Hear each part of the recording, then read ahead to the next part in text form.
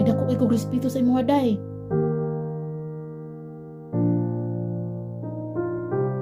Isali ko sa imo ha.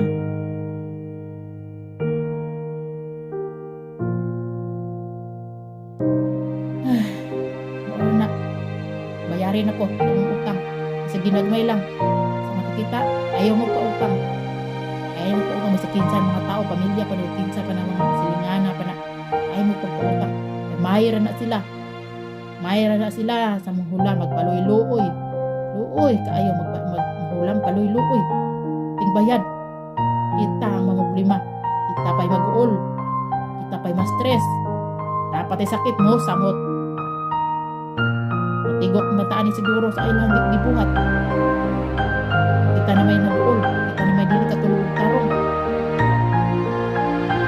Sa ilang promise, sa ilang pangako na wa man di man day tumanon. Dili na ta. Karon day sukad na maimo nang gibuhat sa kuwa day. Nakaingon ko day. Dili na jud ko magpautang. Bisan kinsa.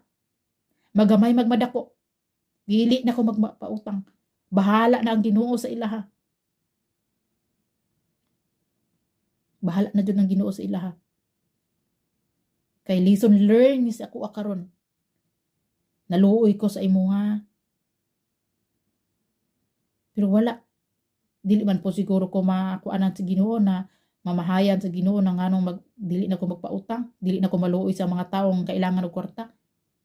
Kay natagam ko, ikaw ang nagpatagam sa kuha. Natagam ko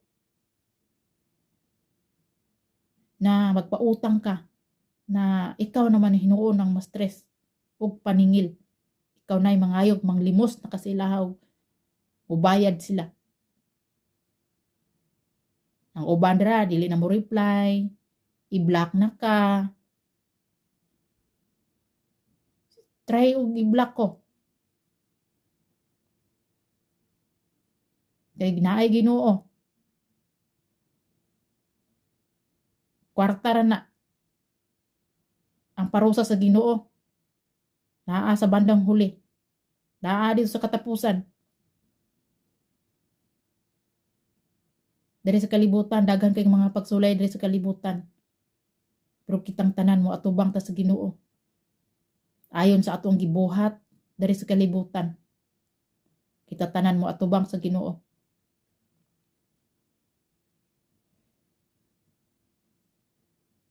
Maura na. Salamat.